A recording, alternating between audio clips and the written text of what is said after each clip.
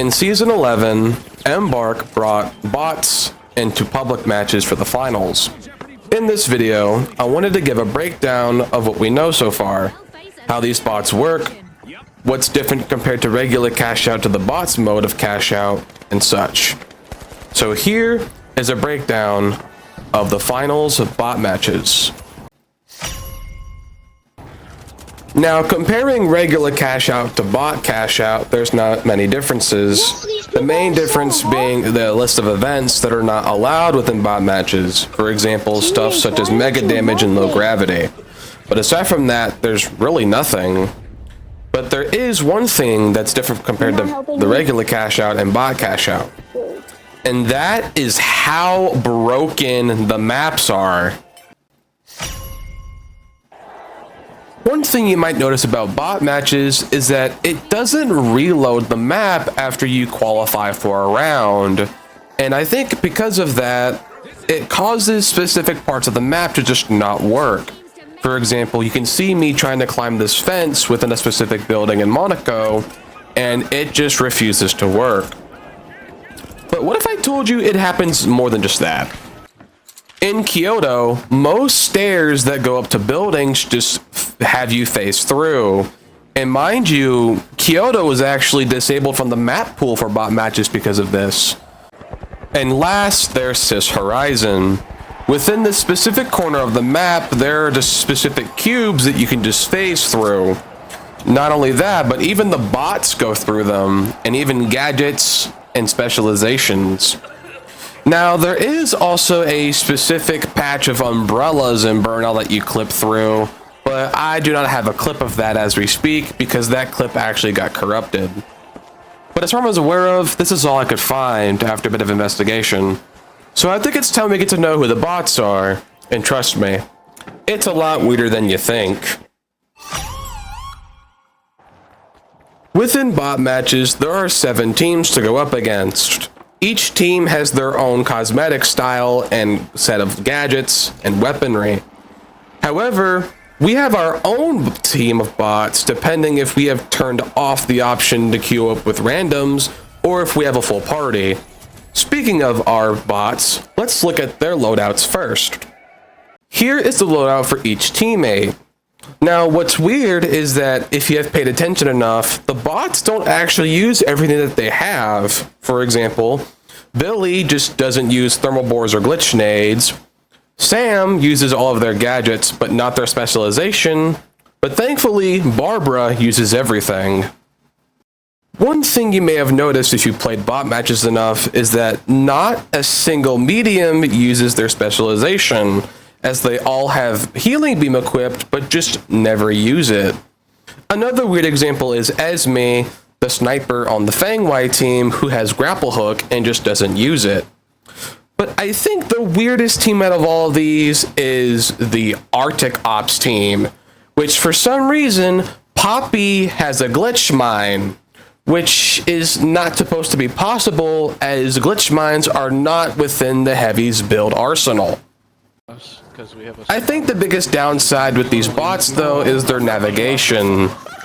If you happen to put a barricade on one of them, you can just get them straight up stuck for a good while. For example, for what you're about to see, Rin from the Kyoto team is just stuck on a barricade and they're just doing nothing. And this happens a lot if you just use barricades. Not only that, but sometimes they'll just straight up teleport through defenses, teleport on top of rooftops with no reason, or just in general shoot at a specific area of the map until something catches their attention, like a cash out or an enemy within their field of view within their 360s. Now, obviously, I'm sure they'll adjust this in the future, but right now, it's actually pretty bad to the point to where you can just manipulate this and win every game by just doing absolutely nothing. Here you can see that Rio is just straight up stuck for no reason, and we literally had to hit him just to get his attention. Now, regardless, people enjoy the bot matches simply because it's a casual way to play the finals without dealing with any toxicity, or if you're just wanting to have some sort of warm-up before an actual game. But I think it's time that I talk about what people don't like most about bot matches. And that is the progression.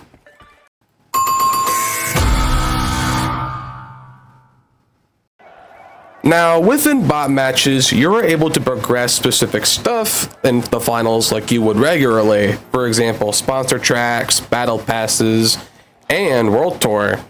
However, a lot of people aren't a fan of how quick you can progress through everything, or progress at all. For example, you win 14 points for winning a full game of bot cash out.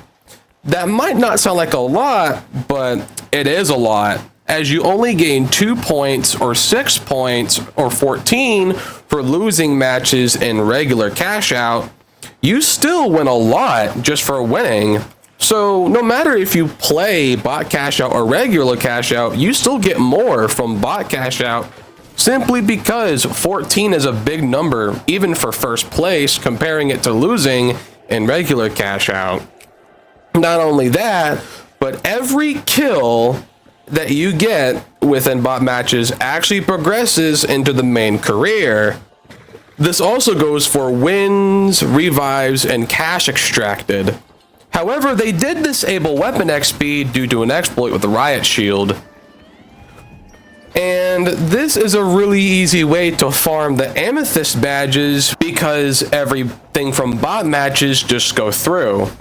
Now, like I said earlier, cash extracted goes through, but it's actually nerfed down to $50,000 at a total, as in you only get the money from the final round of every bot match.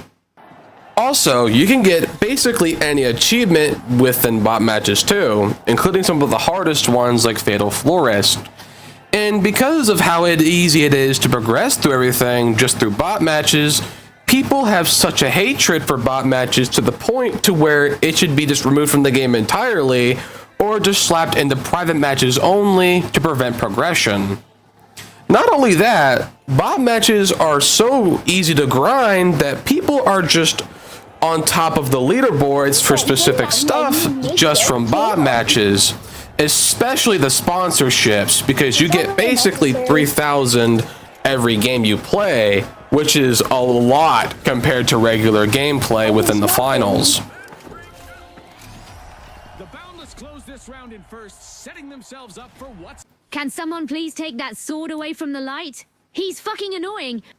Now, to put a closing statement on this video, I do think bot matches are a good way for new players to get used to the finals while enjoying it with no skill gaps, and in general, just help every player get a warm-up before real games. But I will say I do think that the progression might need a good bit of tweaking, because it's way too fast in my opinion, but that's just me. But I do hope you enjoyed this simple breakdown video, and I will see you guys later in the finals.